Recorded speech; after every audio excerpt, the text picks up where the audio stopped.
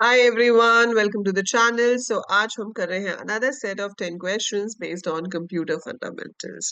So ये question है आपके सामने और आपका काम क्या है कि एक एक करके सारे questions का आंसर करेंगे and at the end comment जरूर लिख के बताएंगे कि आपके 10 में से कितने थे. So expression A complement plus AB is equal to what? That is what you have to tell us here. ठीक है, तो इसको हमें solve करना पड़ेगा as per Boolean algebra. सो इसको मैं ओपन कर सकती हूँ with the help of distributive law. ठीक है, डिस्ट्रीब्यूटिव लॉ क्या कहती है कि हम इसको ए कॉम्प्लीमेंट प्लस ए करेंगे into A complement plus B करेंगे, क्योंकि डिस्ट्रीब्यूटिव लॉ होती है कि एक्स प्लस वाई जेड अगर है so that is equal to X plus Y and X plus Z. That is what we have done here. ये X हो गया, ये वाई हो गया और ये जेड हो गया. इसको ओपन करेंगे. अब हमारी बूलियन आइडेंटिटी है कि A plus A complement. So A complement plus A is one, क्योंकि अगर आप जीरो को वन के साथ और करोगे तो भी वन आएगा, वन को जीरो के साथ और करोगे तो भी वन आएगा. And then over here we have A complement plus B. So it is basically A complement plus B. So इसमें ऑप्शंस में कहाँ है, यहाँ है. So this is our answer, A complement plus B. Right, so ये हमारा answer हो गया यहाँ. सो इसको आप इस तरह से सॉल्व कर सकते हो. Okay, moving on to the next question. So यहाँ पर हमारे पास क्या है, what will be the Boolean expression for given diagram. Diagram दिया हुआ है, आपको एक्सप्रेशन बतानी है इसमें से कौन सी है. चलिए देखते हैं कि यहाँ एग्जैक्टली हो क्या रहा है. पहला है ए गेट, इसके सामने जो है वो है कॉम्प्लीमेंट. सो ये क्या देगा, ए का कॉम्प्लीमेंट. अब यहाँ से ए आ रहा है, यहाँ से ए आ रहा है, इधर ये आ रहा है बी और ये है और. तो ये मेरे पास आ रहा है ए प्लस बी. अब ये a प्लस बी जा रहा है ऊपर इस एंड गेट में. ये जो एंड गेट है ये मुझे दे रहा है a complement multiplied by a plus B. So अभी तक a और c पॉसिबल आंसर्स हो सकते हैं, बस यहाँ प्लस भी तो हो रहा है. तो इस पूरे में a प्लस बी यहाँ पर ऐड भी हो रहा है, तो इसलिए आपका जो ऑप्शन नंबर a है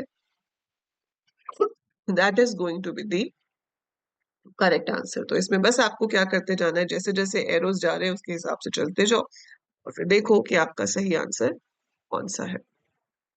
Next question says, which gate gives a zero if both inputs are same? That is, both are one or both are zero. So हमारे पास ट्रुथ टेबल में दो इनपुट्स के लिए ये बनता है.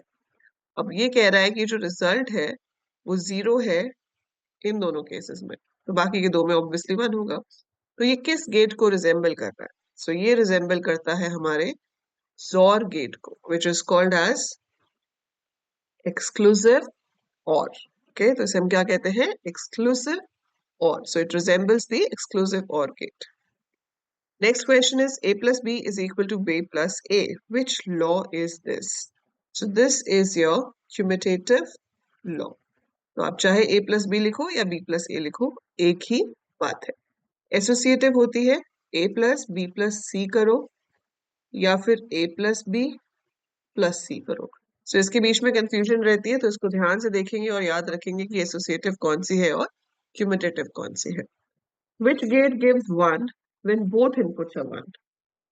So AND gives you 1 when both inputs are 1, or also gives you 1 when both inputs are 1. क्योंकि इसमें ये नहीं लिखा है only when. Only when होता तो सिर्फ AND होता आंसर, लेकिन सिर्फ ये पूछा है कि 1 पे 1 आता कब है, तो AND पे भी आता है और पे भी आता है. What will be the complement of AB plus BC? So AB plus BC का अगर हम होल कॉम्प्लीमेंट लेते हैं, so as per law of complements, अंदर वाली टर्म्स के कॉम्प्लीमेंट्स हो जाते हैं, प्लस का एंड बन जाता है, एंड का प्लस बन जाता है. सो इट्स ए बी का whole complement and B C का whole complement. So this is your answer. Got it.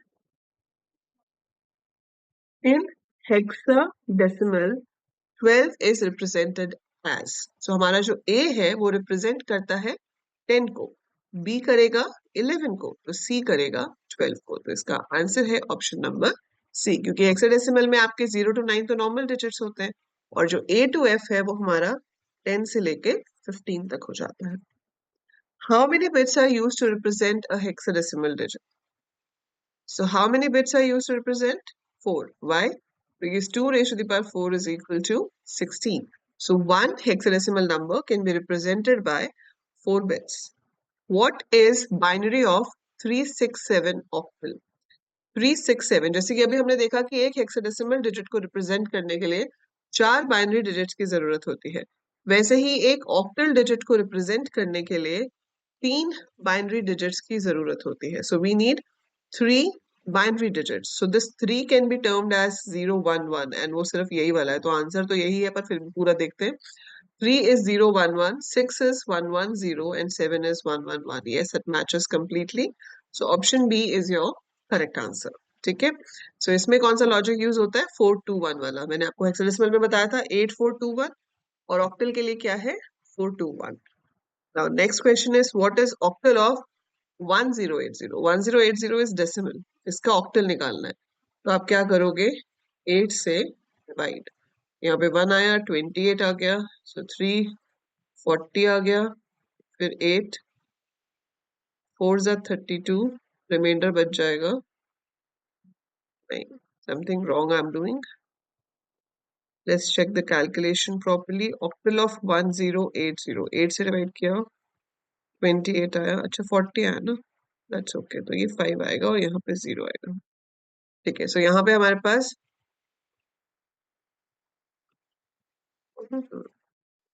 ठीक है.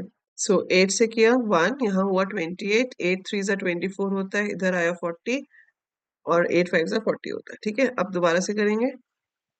फिर से किया, सो 8 1 ज़ा 8, यहाँ से बचा हमारे पास 5, 55 हो गया. 55 तो होता नहीं है हमारे पास. 8 6 ज़ा 48 होता है. 8 6 ज़ा 48 होता है, तो बचा 7, तो यहाँ पर 7 आ जाएगा. फिर आप 8 से करोगे तो ये 2 से हो जाएगा, यहाँ पे 0 आ जाएगा. सो it is 2070. This is your correct answer.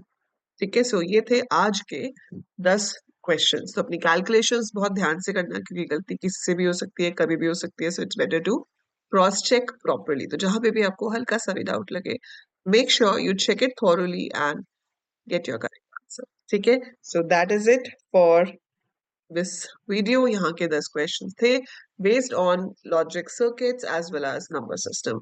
सारी वीडियोस चैनल पे ऑलरेडी हैं, तो आप प्लीज जाइए, देखिए और इन क्वेश्चंस को करने की कोशिश कीजिए. 11th मार्च से we will be starting live classes for covering the whole computer awareness syllabus on the app.